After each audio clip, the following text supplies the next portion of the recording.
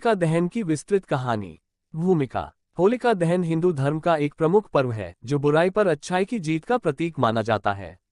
इसे होली से एक दिन पहले मनाया जाता है और यह प्रहलाद, हिरण्यकशिपु तथा होलिका की पौराणिक कथा से जुड़ा हुआ है। इस कथा का उल्लेख विभिन्न पुराणों और धार्मिक ग्रंथों में मिलता है। होलिका दहन की पौराणिक कथा। हिरण्यकशिपु का अभिमान और भगवान विष्णु से बैर। प्राचीन काल में एक असुर राजा हिरण्यकशिपु था जो बहुत शक्तिशाली और अहंकारी था। वह दैत्यराज कश्यप और दिति का पुत्र था। हिरण्यकशिपु के छोटे भाई हिरण्याक्ष को भगवान विष्णु ने उनके अधार्मिक कार्यों के कारण मारा था। इस घटना से हिरण्यकशिपु विष्णु से घृणा करने लगा और उसने प्रतिज्ञा की कि वह विष्णु को पराजित करके देवताओं का नाश करेगा। अपने इस लक्ष्य को प्राप्त करने के लिए हिरण्यकशिपु ने कठोर तपस्या की। उसने ब्रह्मा जी को प्रसन्न करने के लिए हजारों वर्षों तक तपस्या की। उसकी कठोर तपस्या से ब्रह्मा जी प्रसन्न हुए और उसे दर्शन देकर वरदान मांगने को कहा।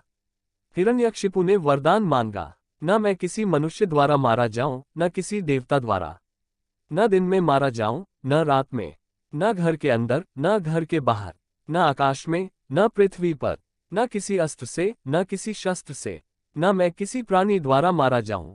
ब्रह्मा जी ने यह वरदान दे दिया। इस वरदान के कारण वह स्वयं को अमर समझने लगा और अत्याचार करने लगा। उसने स्वयं को ईश्वर मान लिया और अपने राज्य में भगवान विष्णु की पूजा को प्रतिबंधित कर दिया।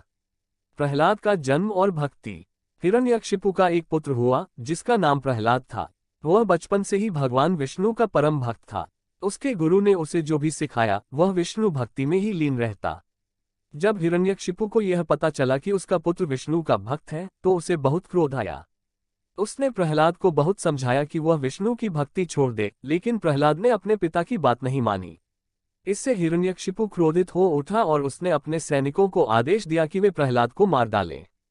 प्रहलाद पर अत्याचार। हिरण्यकशिपु ने प्रहलाद को मारने के लिए अनेक प्रयास किए। ऊंचाई से गिराना, उसे पहाड़ की चोटी से नीचे गिराया गया लेकिन वह बच गया। सांपों से डसवाना, जहरीले नागों से उसे डसवाया गया लेकिन विष्णु कृपा से उसे कुछ नहीं हुआ। हाथी के पैरों तले कुचलवाना, विशाल हाथियों से उसे कुचलवाने की कोशिश की गई लेकिन हाथियों ने उसे छूने से इनकार कर दिया। जहर पिलाना, उसे विष दिया गया लेकिन वह अमृत बन गया। जब हिरण्यकशिपु ने देखा कि उसके सभी प्रयास असफल हो रहे, उन्हें प्रहलाद को खौलते हुए तेल की कढ़ाई में डलवाया ताकि वह जलकर भस्म हो जाए।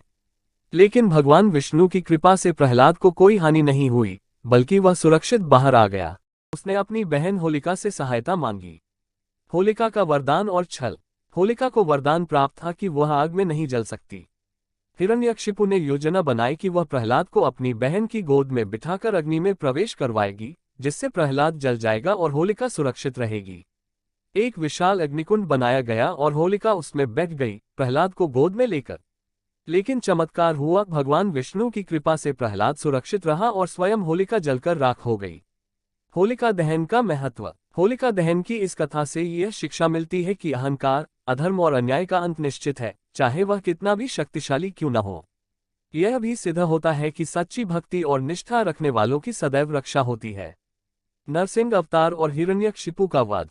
होलिका के जल जाने के बाद भी हिरण्यकशिपु ने हार नहीं मानी। उसने स्वयं प्रहलाद को मारने की ठानी। एक दिन जब हिरण्यकशिपु ने प्रहलाद से पूछा, तेरा विष्णु कहाँ है? प्रहलाद ने उत्तर दिया, वह सर्वत्र है, हर जगह है। हिरण्यकशिपु ने क्रोधित होकर खंभे पर वार किया और कहा, क्या यह खंभा भी तेरा विष्णु है? जैसे ही उसने खंभे पर प्रहार किया, उसमें से भगवान नरसिंह आधा सिंह आधा मानव रूप में प्रकट हुए। भगवान नरसिंह ने हिरण्यकशिपु का वध इस प्रकार किया कि ब्रह्मा जी के वरदान का उल्लंघन भी न हो और हिरण्यकशिपु मारा भी जाए।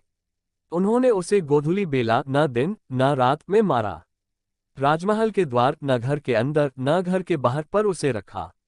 अपने नाखूनों, न अस्त्र न शस्त्र से उसका पेट फाड़ दिया। अपनी जंघा, न पृथ्वी न आकाश पर लिटाकर उसका वध किया।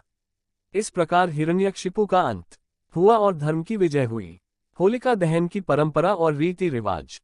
होलिका दहन के दिन पूरे भारत में लकड़ियों और उपलों से अग्नि जलाई जाती है।